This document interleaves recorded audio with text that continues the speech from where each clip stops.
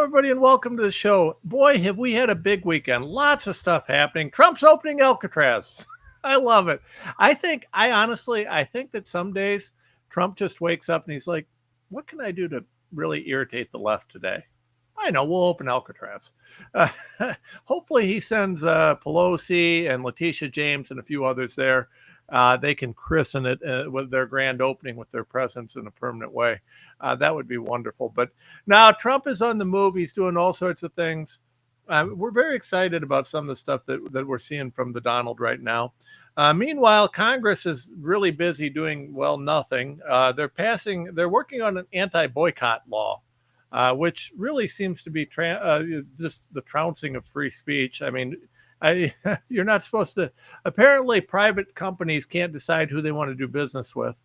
And I understand. I mean, listen, they're dressing this up constitutionally as a foreign policy decision, and something like that. But in light of Citizens United, I'm not sure that law will stand. And now Congress is trying to expand it. They're not worried about passing anything that would, I don't know, enshrine Trump's executive orders, roll back the deep state, nothing like that. But no, they're all in for expanding censorship, essentially. I don't know, folks. I don't know. We've got a rhino problem. We do. And it's a real serious problem across this country. And that's why we have some great news for you today. And I love when I get to share great news with you. We have a mandate. A mandate. I say a mandate. The state of Oklahoma has given a mandate, and they have said to the Republican Party that rhino hunting season is in effect. So anybody that wants to get your elephant gun out and go rhino hunting, it's time if you live in Oklahoma. Of course, I don't mean that in the literal sense. Please don't shoot any rhinos or elephants. They're both endangered species, and we like animals. But, it is rhino hunting season. Our dear friend Charity Lynch, the only, and no longer the only, because we're up to like 2 or 3, but formerly the only honest Republican in the entire country. Now we have several. We've got the lady from Georgia, who we love, and we've got Debbie Georgatos, if I said it right, coming on from Texas today, who we also love. Who's doing some amazing things on there. We're getting honest people in the GOP. Can you imagine that? We have a shot, folks. We got a shot. So I'm feeling pretty positive today. It's been a good morning. I saw some great things before the show that just lots of good things happening. So I'm very excited about the way the day is shaping up. And I think that we've got a good shot. And we're going to have a great show today. So you're going to want to stay tuned. So much. So, oh, by the way, I can't forget this. The most important news of the day, actually, before I even get to sponsors, I got to share this. This is so important here. I personally, I've been living in terror about climate change. I know that the oceans have risen dramatically and that the people in New York and California are about ready to have to swim to work every day. But we have great news. Thanks to the heroic efforts of Bill Gates and the people who are poisoning our atmosphere with chemicals and poisons to block out the sunlight. I'm sure that's what's actually behind this. Here it is. Antarctica's rebound. The ice sheet's growing. Oh my God, the ice sheet's growing. We're saved from global warming thanks to Bill Gates. Someone give him a Nobel Prize. Al Gore. I mean, I know Al Gore was a little bit off with his hockey stick thing, and he said we'd all be swimming in New York by 2015. But it was clearly their work that saved the planet from the horrors of global warming. So maybe we can throw all this stuff away now and get back to being sane. Anyways, all right. All right. Before we get going in earnest, we're going to do a few things. I want to remind you, please support us. GiveSendGo.com/Renslaw. GiveSendGo.com/Renslaw. Listen, become a monthly donor. Your monthly support keeps us fighting, keeps us going, keeps everything going. We got to keep people awake. We got to keep them aware. We got to keep fighting, doing stuff. So please, GiveSendGo.com/Renslaw. Make sure you're staying on top of that, and if you can help us. Also, please, TomRenz.com, www.TomRenz.com, which you have to type. You can't Google Tom Renz. All you find is hit pieces on me because Google hates me. But that's why we can't really do much on YouTube because Google really hates me a lot. But if you go to TomRenz.com, we try to do YouTube. I like YouTube as a platform. It's too bad that they won't let us do anything and keep censoring us all the time. But, anyways, uh, TomRenz.com, go to shop and click on our affiliate page and check it out. I mean, we got Kirk Elliott, Precious Metals. We love them. We got Sat Phone Store. We love them. But I want to introduce our new sponsor, Block Trust IRA. Block Trust IRA, listen, crypto's here to stay. It's here to stay. It ain't going anywhere. We got to fight against CBDCs, but crypto's here.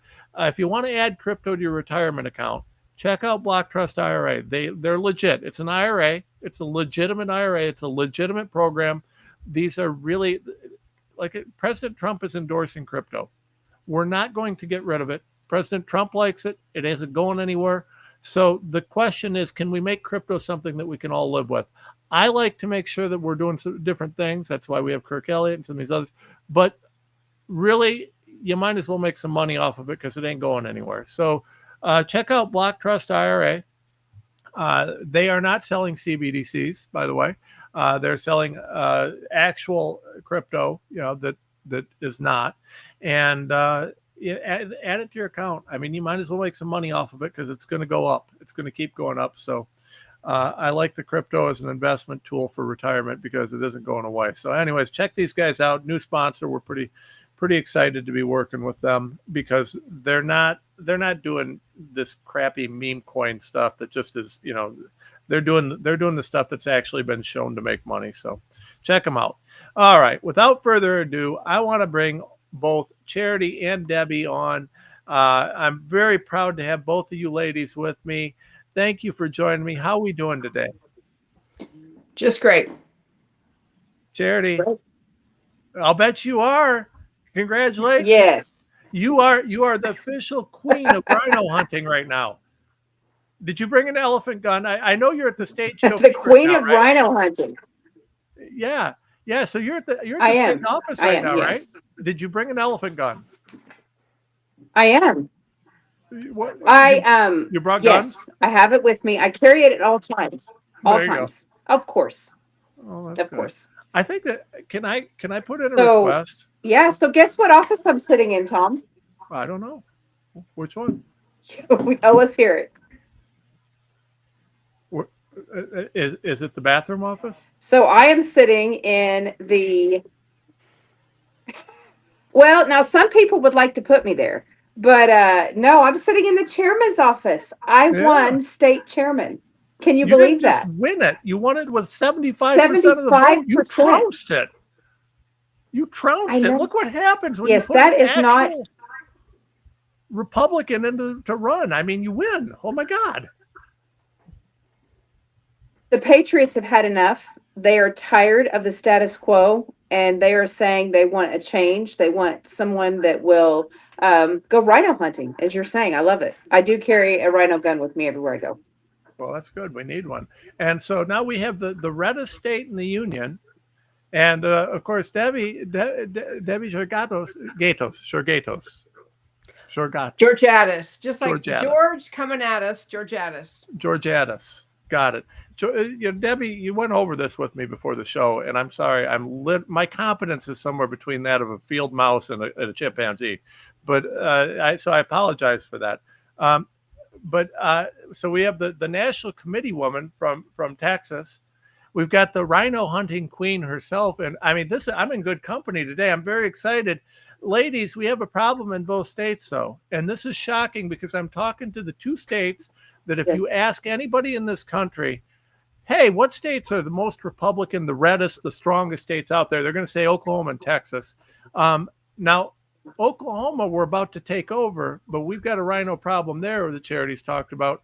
We got one in Texas too, don't we? Absolutely, we do in Texas. And the very quick summary for your listeners, if you haven't focused on Texas much, is that the Texas voters, they're red. They repeatedly for the last 20 years have voted for a Republican majority in the Texas House and the Texas Senate.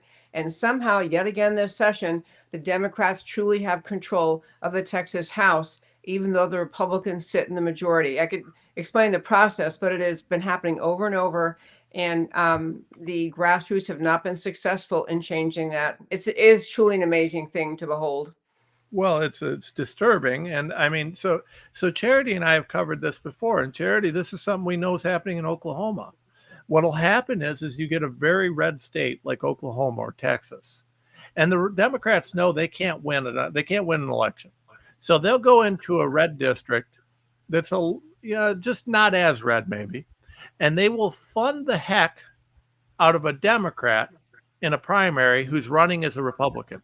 So we even have evidence that the Democrats have schools to train other Democrats how to speak like a Republican. So they'll train them how to speak like a Republican, how to act like a Republican. And then you'll get these billionaire philanthropists, air quotes, right, that will fund Democrats who are running as a Republican. And they'll fund them so heavily in the primaries that they win the primaries. And then they're guaranteed to win in the general election.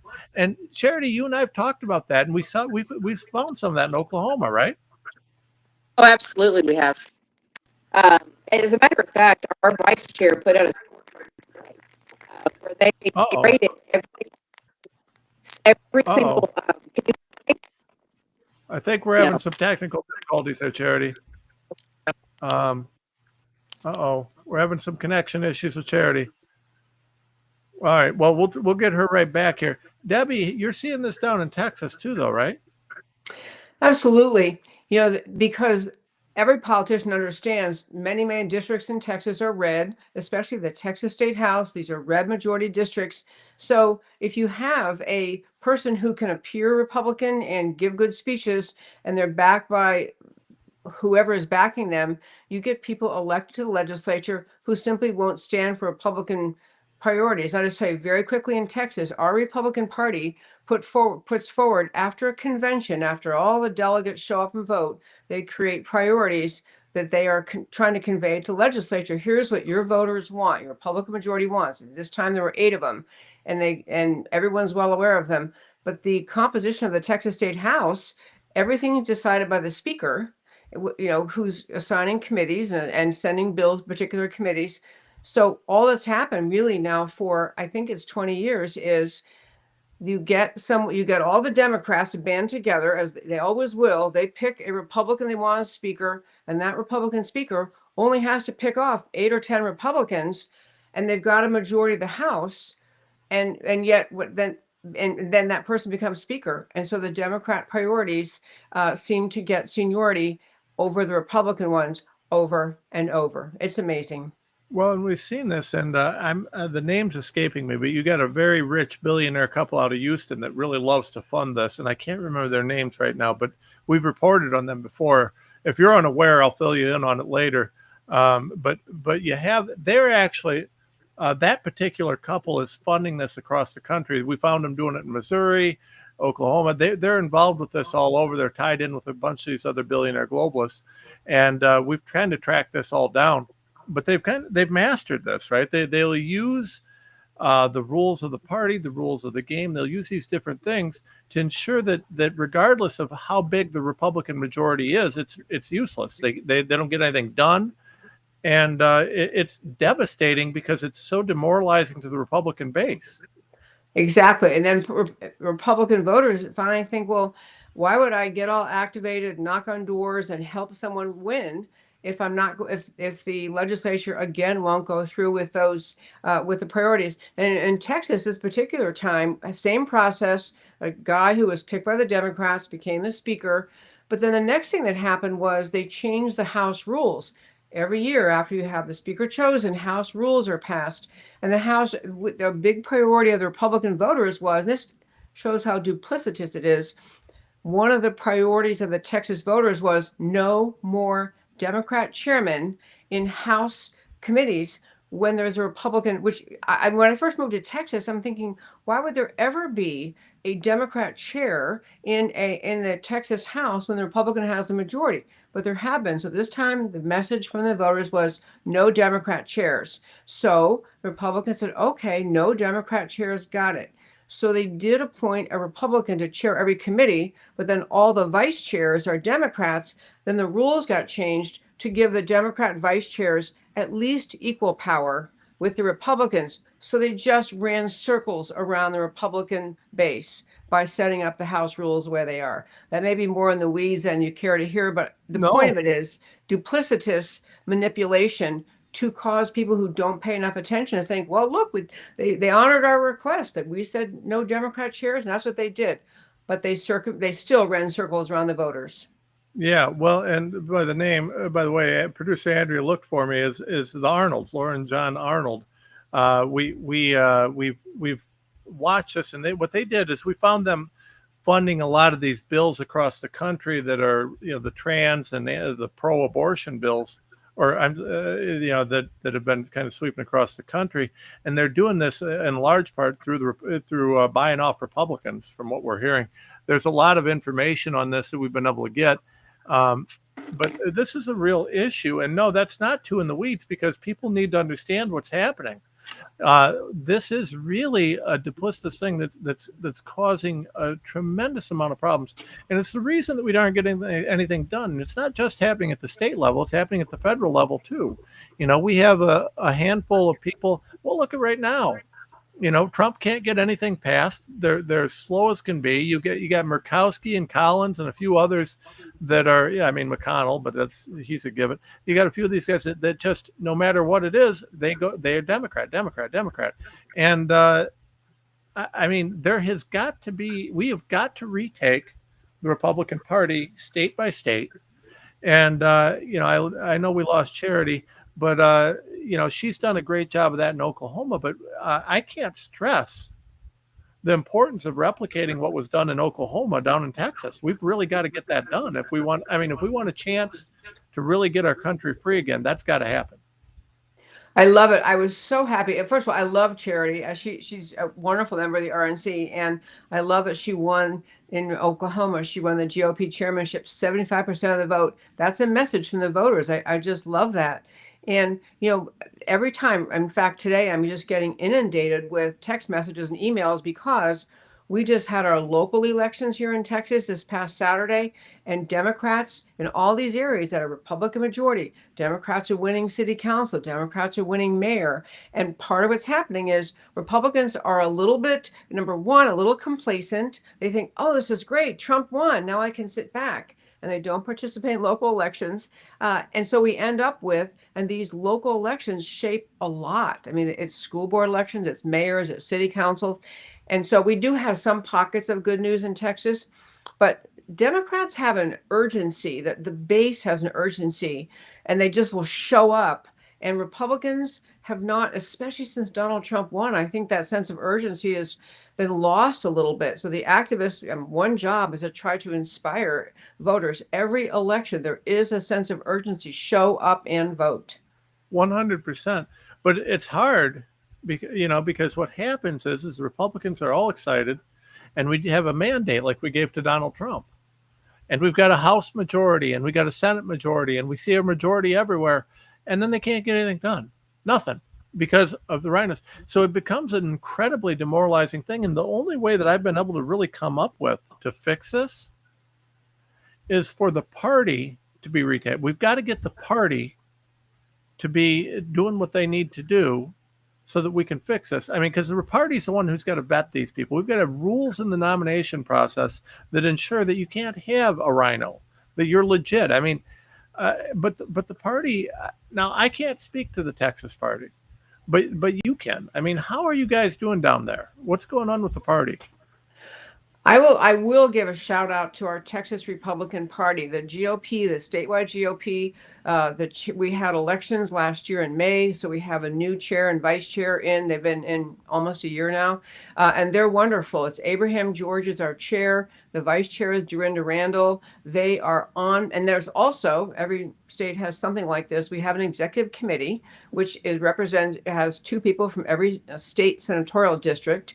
And that overall, that body is very conservative. Our chairman, Abraham George, vice chair, Dorinda Randall, they are working those priorities that the GOP base came up with at the convention last year. They are trying to push against what happened. They were trying to change or influence people not to vote for the rules, because this new rules package gave the Democrats the power, even though the Republican has the majority. So they've been awesome, and the SREC is awesome, the State Republican Executive Committee. But even this, just as one example, we were trying to push down here, which seems like it should be so logical, push a bill that said no taxpayer-funded lobbying. This basic notion, you pay your taxes because you have to, and then a local entity, a governmental entity, takes your tax dollars and hires someone to lobby in Austin against your interests. And so, so you have your own city government paying lobbyists to lobby legislators in ways that the voters don't want. And so they try to say none of this. Honestly, the games people can play in the legislative process are simply astonishing. Slight switch of wording, adding one clause, and all of a sudden the whole bill's been reversed. This is one example that's happening over in Texas. And the only thing the party can do is keep publicizing and tweeting about it, showing up the legislature, knocking on doors, and they're doing all that. But it's very hard to get that entrenched power out and just to simply comply with or respond to the wishes of the voters. They're just too entrenched and they don't want to. Well, 100%. I mean, the other thing is, because of, and we appreciate and love our free speech rights, but the free speech rights are sometimes weaponized. And so what'll happen is that you'll get a Democrat group or a leftist group, take the Republicans against Trump, or, the Lincoln Foundation, some of these different groups out there that are, just anything that they can do to be anti-MAGA. And they're not Republican. I mean, that doesn't reflect the will of the party. The party is MAGA. I mean, we are the MAGA party, whether anybody likes it or not. And you just got these usurpers that are trying to come in and make the Republican Party left, and that's not what the base wants. Couldn't agree more. Okay, as a funny aside, I do love that Republicans Against Trump, the acronym is RATS. Very, very descriptive, but that's not a deep point, but I will say I do love that. And there's the idea of how to get the party to come around and respond to the voters is just simply staggering. And on the subject of free speech, I know there's a federal issue you mentioned. I'd love to talk about that. Yeah. But even on the state issues in Texas, a former Speaker of the House, who was also picked by this process where the Democrats band together, pick off some Republicans, so really wasn't chosen by the Republicans, just got a bill to pass the House that attaches criminal penalties to political memes, unless you put disclaimer language on the bottom. This didn't really happen. They haven't, I don't believe the legislation spelled out the precise disclaimer language, but the gist of it is you can't put an ad out there, political meme, without a disclaimer that says this isn't connected to reality. And this is pushed by someone who didn't like some of the memes against him. But I'm a lawyer by background. I know you are too. The idea of infringing on the First Amendment is just really important for Republicans to be alert to that. And this passed Republican majority House in Texas. It hasn't gone to the Senate yet. In Texas, I don't know what they'll do, but the idea you have to have a disclaimer for a political ad. That's appalling. Yeah, unbelievable. Yeah. Appalling. Well, I mean, and you mentioned the boycott law. So we have a lot of things, and I'm glad to know that I didn't know you had a legal background. We can geek out together a little bit here. We have this other thing going on. Which the attack on free speech is relentless. I mean, I do not and it's both parties. And I'll show you right now. So we've got this came up this morning, and I'll show everybody. And I had tweeted, and it was in response to Mark Levin, who I used to think was decent, and he's just totally turned into neocon rhino. But Charlie Kirk had said, and he's talking about this, how HR 867. And for anybody that doesn't know, HR 867 says that a private company, it expanded a law. So there's a law right now. A private company is not allowed to boycott an ally of the United States. And this expands that law to include groups like the UN, stuff like that. Now, nobody likes the UN, so I get all that, and that's fine. The problem is, though, is that this is really a free speech issue, first of all. And second of all, why are we doing it? So the bill includes fines and potentially jail time if a private company decides they want to boycott someone that we call an ally. Now, this is being dressed up as a thing that's, pro-Israel. But think about what Biden could have done with this if you wanted to oppose Ukraine. Think about what the Democrats can do to this with this. If if we don't, if you can't pass a law without repercussions for both sides. This is a major anti-free speech law, and so Charlie Kirk comes out and says, "I don't like this law," and he's right.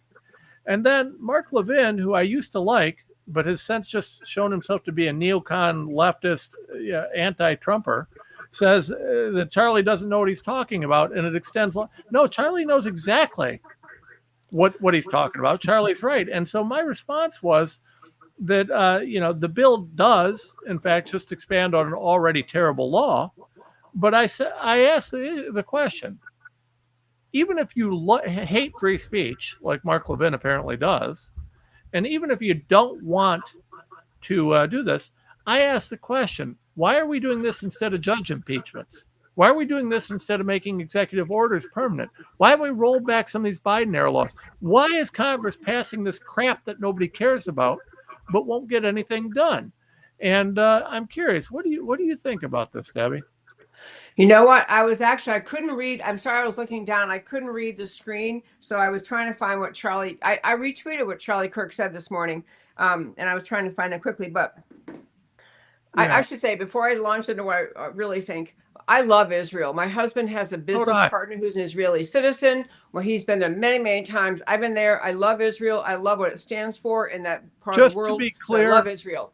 Just to be clear, if I knew a company was boycotting Israel, I would not shop there. But this is, I love, Tom, how you start out by pointing out what Biden or some other leftist could do if we agree that free speech can be regulated in this way. And that is the whole question. There used to be that, I think I put it in my tweet about that old, I think it's Voltaire, somebody said, I may disagree with what you think, but I'll defend to the death your right to say it. We used to think that was just the norm, that we can dislike a lot of things that the left says. I dislike, but we can't start having laws because that punish it, that either outlawed or punish it, because then you are really government controlled society with respect to your First Amendment speech. So it is a big deal. I think Charlie Kirk is right. And I didn't know Mark Levin came out on the other side of it, but I think Charlie Kirk is right. Charlie Kirk has been astonishingly bold in the things he figures out. He's pretty young, and he's just been awesome. So I agree. I think everyone has to be alert to whatever the law is. It can be, what if it were in the other party's hands? What would they do to you? And if you wouldn't like that, then it's that slippery slope thing. You just got to say no to start with. Well, here's the thing. So, and you're right. So we're listen, and I testified at a rabbinical court during COVID. I'm 100%. I have nothing but good things. I don't think any race, creed, or religion is inherently evil. And I got no issues with Israel. I don't love everything they did. And I think there's corruption there, of course, but so is the United States. Look at what we just did. We had 4 years of Biden. So does that make America evil because there's corruption? There's corruption in every country. I'm sure we can find things that Israel does that I don't like. That doesn't mean Jewish people are evil, and it doesn't mean that the entire country is evil. Just means there's corruption like everywhere else. So the idea that, I'm not anti-Israeli, I'm not anti-Jewish, in fact, especially anti-Jewish. I do not understand why you would hate an entire group of people just because they exist. You can't put the bad with the good. And so we're 100% aligned on all that. But at the same time, you can't say just because we like you, we're going to pass a law to limit free speech so that we can protect you, when the reality is that law is going to cause problems down the road. It's a limitation on free speech, and it's dressed up. And you'd mentioned you were a lawyer. So, I mean, listen, what they're doing is they're trying to cloak an infringement in free speech under the guise of foreign relations. So you've got a constitutional question there I haven't researched whether or not it's been tested in court, but it ought to be, especially now with Citizens United. If the court's going to rule that you got free speech on political questions for companies, how are they going to then allow this law to stand? It seems wildly unconstitutional. And more importantly, why are we wasting our time on this when there's so many other issues?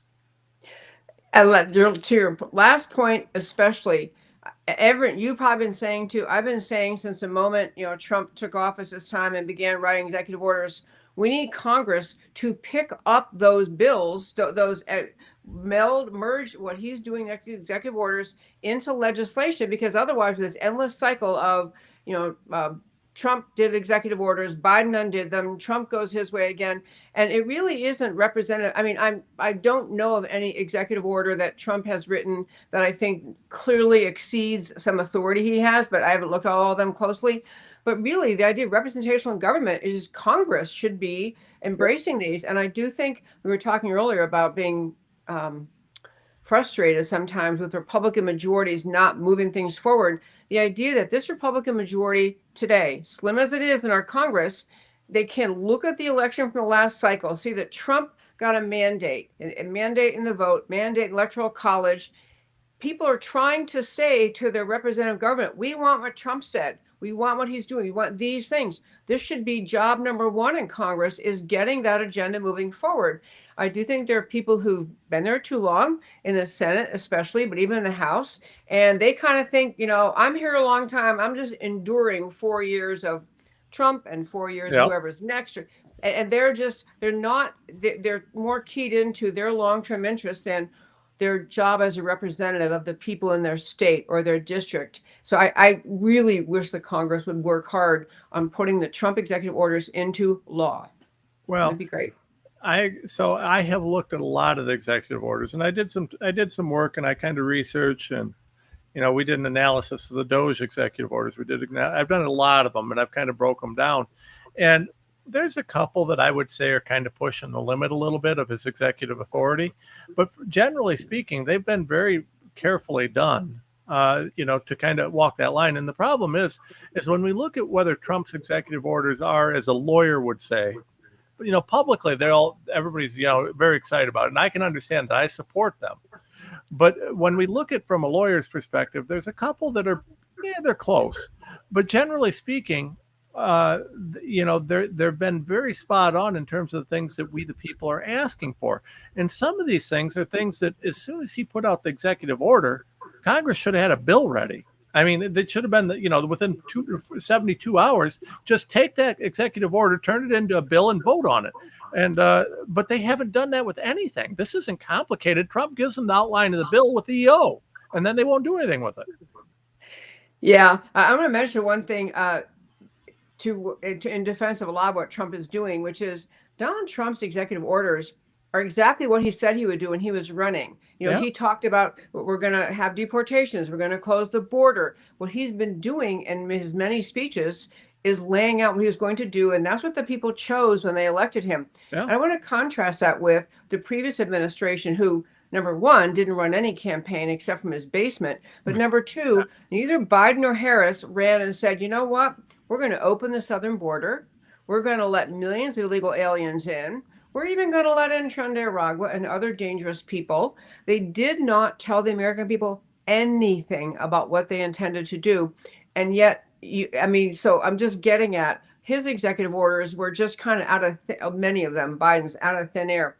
Trump's have the validity of being putting in place words and language executive order that are exactly what he said he would do, which I think should also inspire Congress to say, yeah, the voters, they picked him, and this is exactly what he ran on, so let's do it. But they haven't been comfortable doing that yet. Maybe they still will. I'd love to give credit. Maybe they still will. 100%. I think, and that's really a foundational aspect of this, because he's just carrying out the mandate he was given. And it's interesting because, I don't know where you stand on this, but, to me, there's not a whole lot of question that there's issues with election fraud. But it's interesting to me when I see Republicans who will deny election fraud and then not follow through on what occurred, right? So what occurred in this election was interesting because you had Trump win on a massive, massive scale, but then you had a number of down ballot losses by Republicans. Now, to me, if you don't believe election fraud had a hand in that, which I do, but even still, what that indicates to me, if I'm looking at this, is the people are pro-Trump, but they're sick of the GOP sellouts. They want GOP to stand by it. They're not motivated to get out and vote for the GOP. but they are motivated to get out and vote for Trump. And that's a very clear message. And it's a dangerous thing to be an elected member of Congress or whatever, GOP, and so know that, hey, these guys don't believe in me to follow through with, Trump's agenda, because that is the message there. Do you agree? I do. I'm glad you brought up election integrity, because that is, when I ran for RNC, the two things I was saying is, more than anything else, the RNC should be a voice to, number one, fix election integrity, and then number two, to secure the border, which now has happened under President Trump. But on election integrity, on my talk show, may I mention my talk show? I didn't even ask you that. Promote the heck out of it. Okay, yay. So my talk show is called America Can We Talk, because I call it the Debbie Georgiades Show. No one can even pronounce it. So it's America Can We Talk. You can find it online at americacanwetalk.org or .com. You can find it on Twitter at Debbie Can We Talk. And so it's, my last name is Georgiades, maybe too hard, but America Can We Talk or Debbie Can We Talk. It's everywhere except YouTube, where I'm sadly banned for doing absolutely nothing wrong. But there we are. But on my show for like 10 years, I've been doing my show almost 11 years, but for the last several years, I've had many election integrity experts on, laying out the data that make it irrefutable that we have a serious problem with election integrity.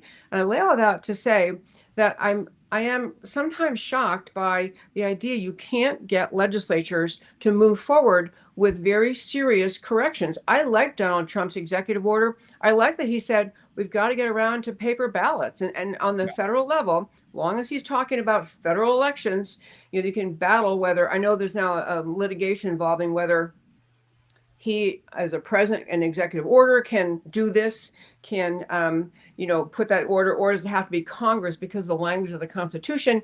Either way, the idea of having federal elections brought up to the standard that is needed to have fair elections, because I do think there's been massive election fraud really since whenever that motor voter law passed. I think that's about the starting point when it began being problematic. But in any case, election fraud is a huge, huge issue. And I agree with you also. People show up and vote for Trump because he speaks just to the common man. Many, many things are great about him. But one is he made people in the whole election, in his 3 campaigns, even if he didn't use these words, he made people believe in America again. He made people, he would convey, America's a good country. The American people are good people. We deserve to have a government that protects us, that is sovereign. So he brought that message out. So people listened to him and said, yeah, that guy, I like that guy. They maybe didn't get that same sentiment out of their candidates for Congress or even U.S. Senate or, their state officials. People want that message of reaffirming America. And that's why Trump got he overwhelmed the capacity of the system to cheat, in my view, is how we end up winning. And I wish Republicans would learn that boldness actually works.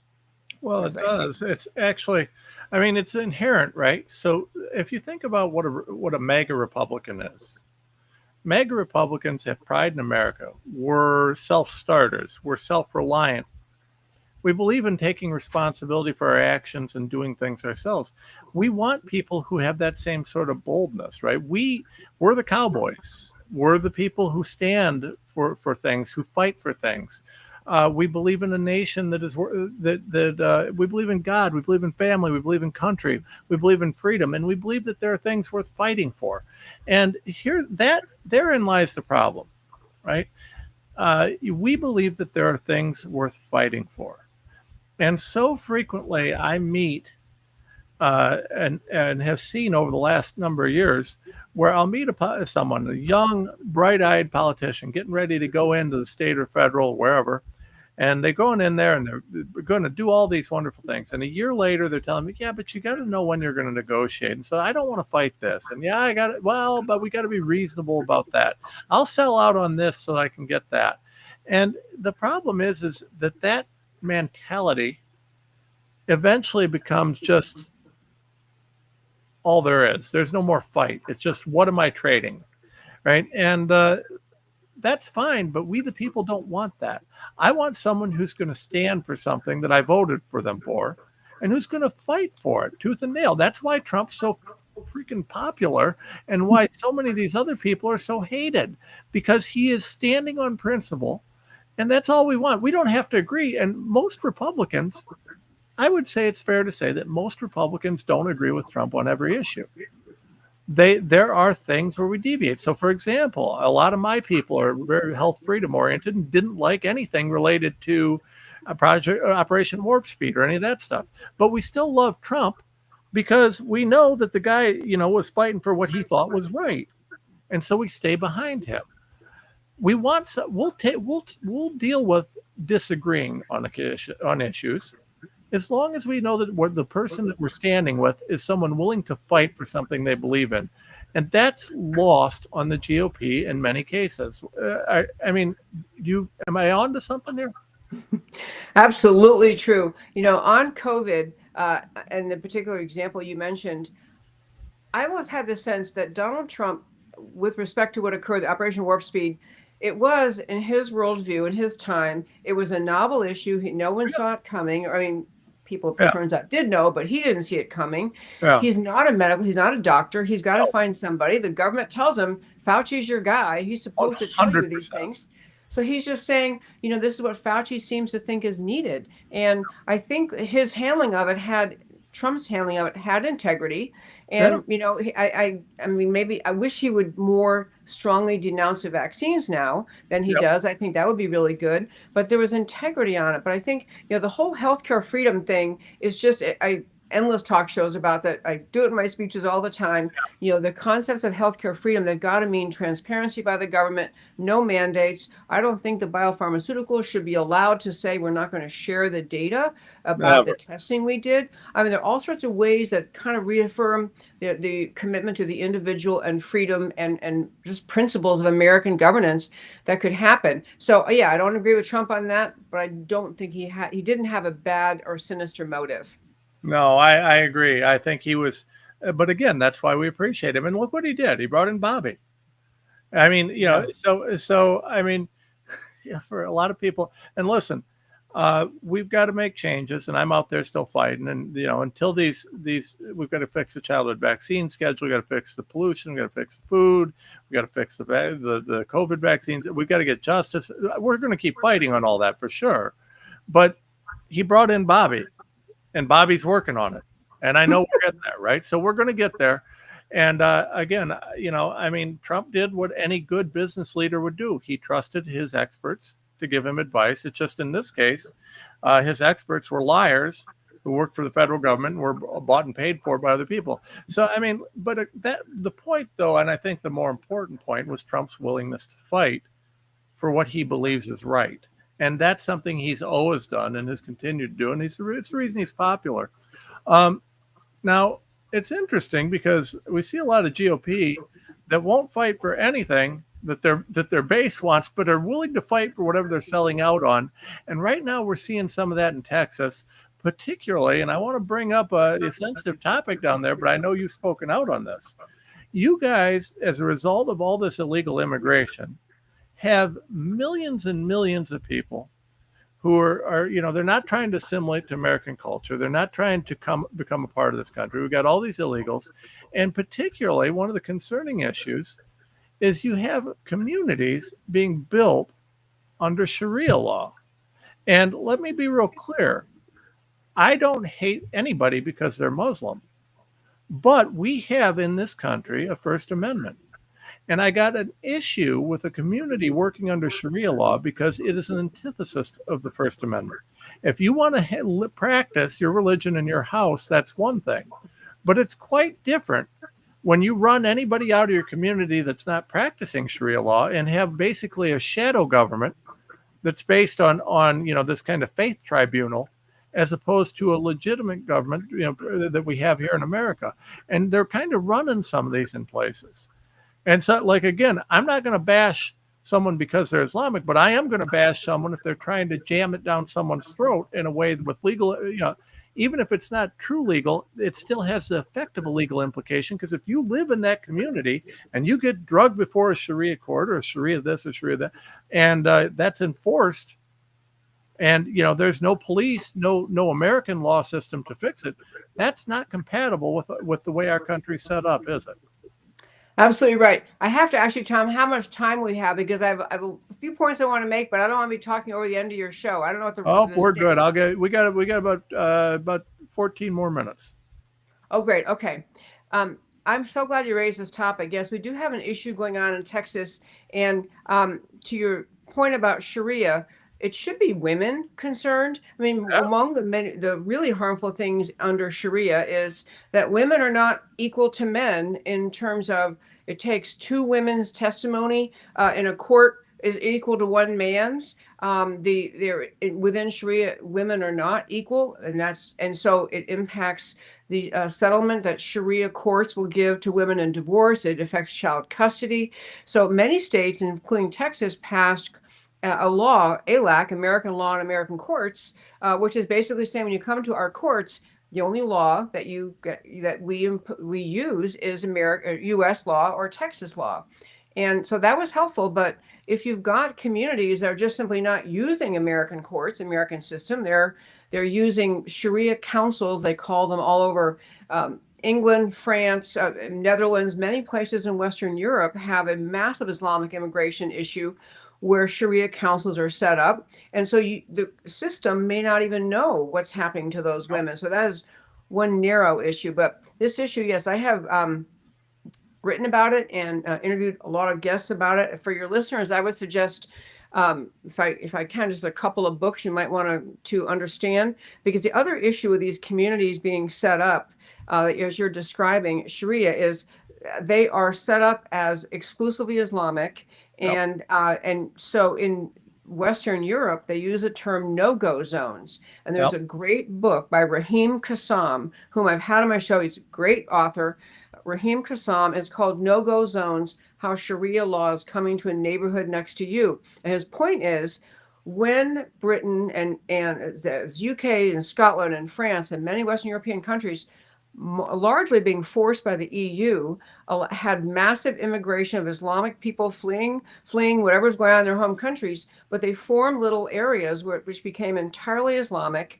They claimed Sharia was a rule there. They're like little tiny Islamic countries, so within a country, Yeah. and pretty soon they wouldn't let the police in.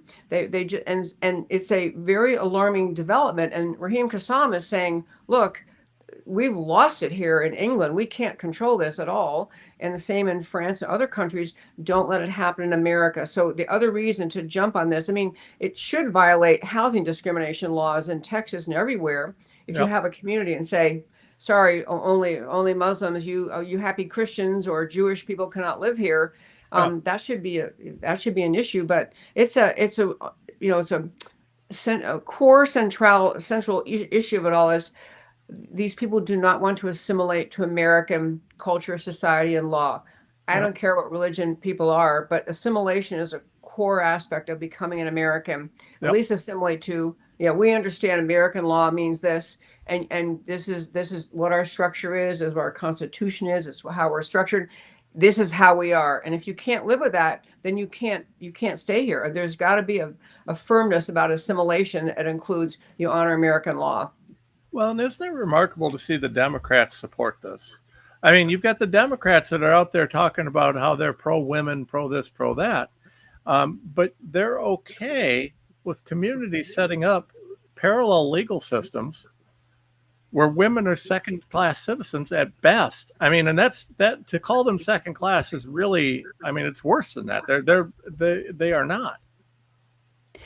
They are not. And actually, within Islamic majority countries, and I'm going to mention one other thing about Islam as well, but within Islamic majority countries where Sharia is the law, Pakistan's a great example. Pakistan, the entire law is Sharia. It isn't like they have Sharia, but then of course they have elected officials passing secular law.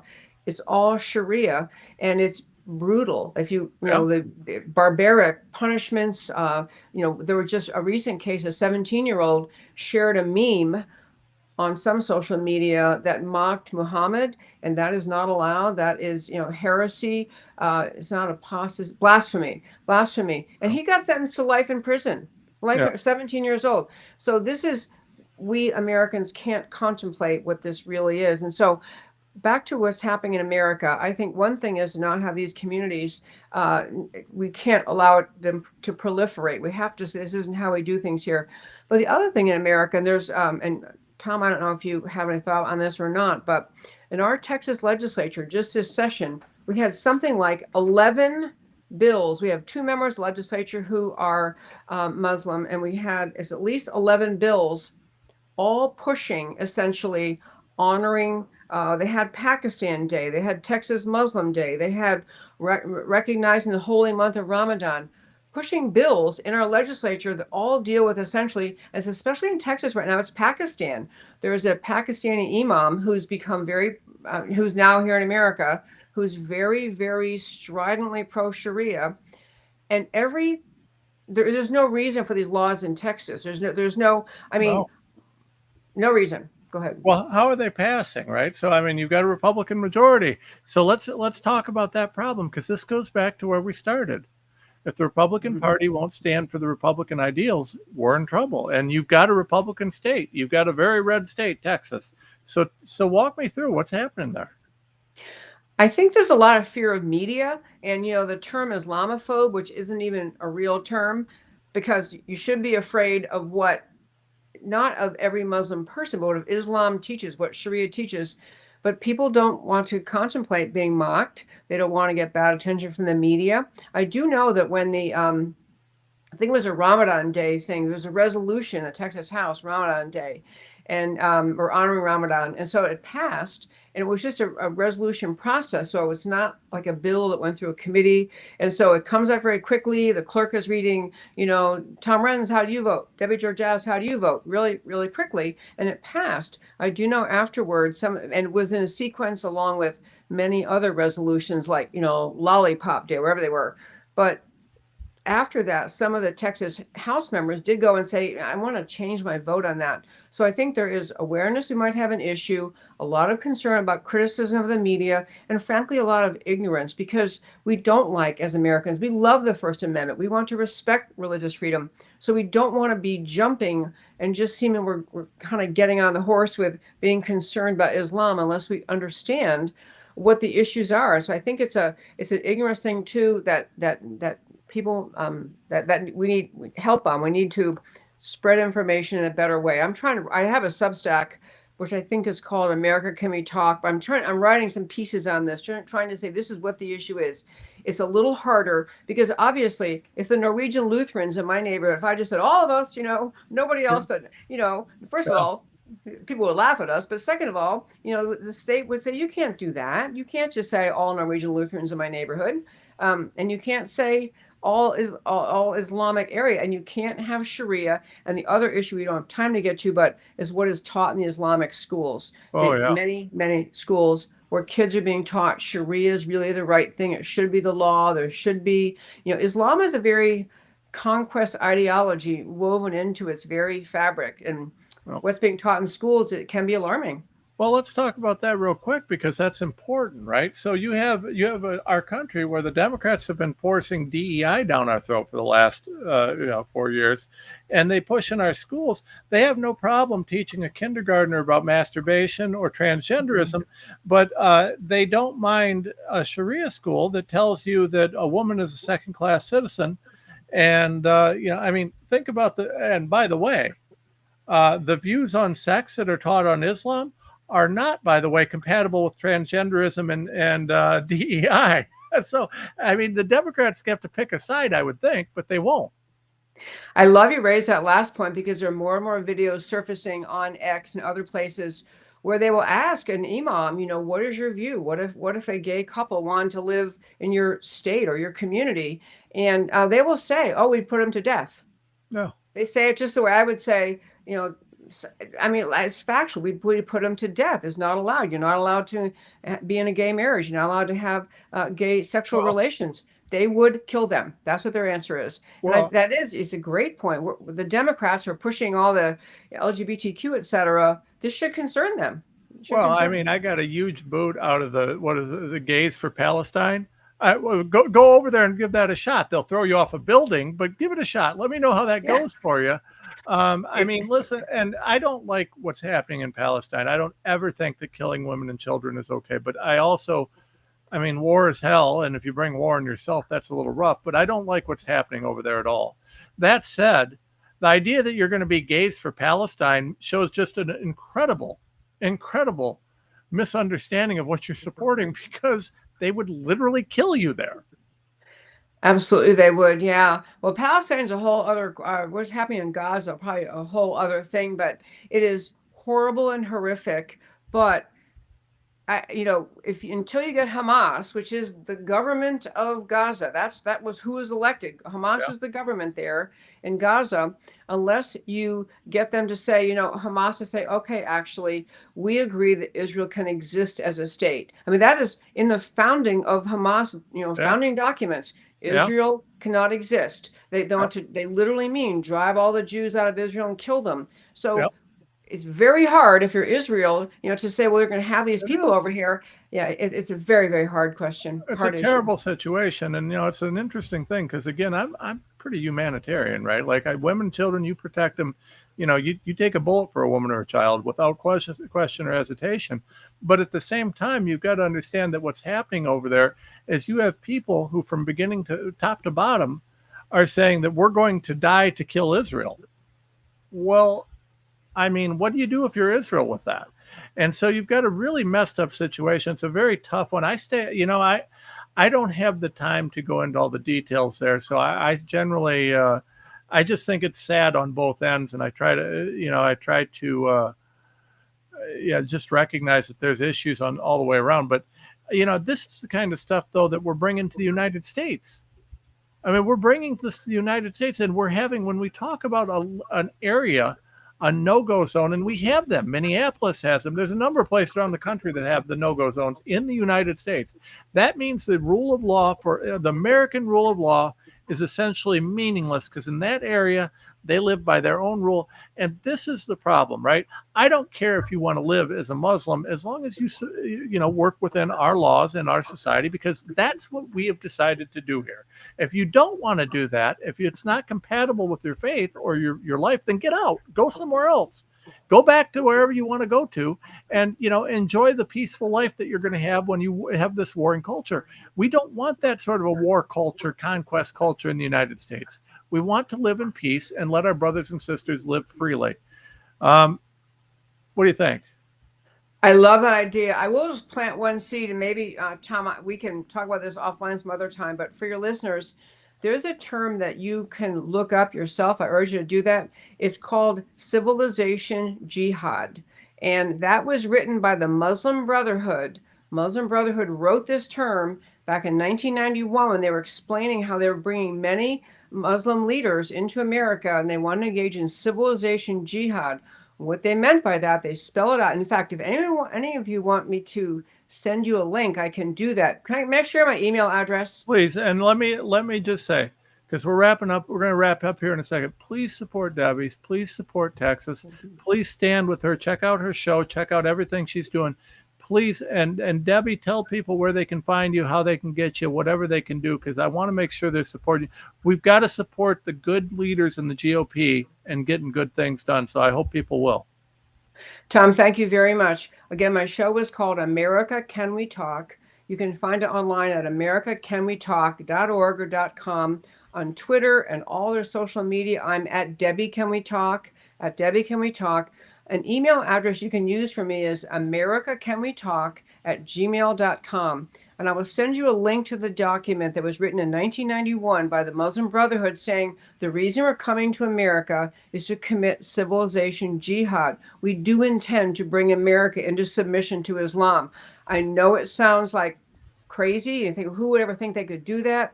But this was written by the Muslim Brotherhood and is available for anyone to read. And I think it's important to understand these communities that we're looking at. Let me say, millions of peaceful Muslims in America, in the world, who have no interest in this, no interest. But there is a segment of Islam that does, and we have to be, to preserve our country, we have to be careful to protect that. So anyway, americacanwetalk.org and at Debbie Can We Talk on Twitter. Well, thank you, Debbie. And, just for the record, one final thought. for my brothers and sisters who are American and who are Islamic and believe in living peacefully and under the law of the United States, and um, it's incumbent upon you to help to police your own. We can't. It's much easier. We need to be working together with the peaceful, pro-American, pro-God family country people. And, I mean, as long as you're willing to be a part of this country, we should work with you. We should try and build trust and get things going. But for the people that want to commit civilization jihad, I'm sorry, you're an enemy.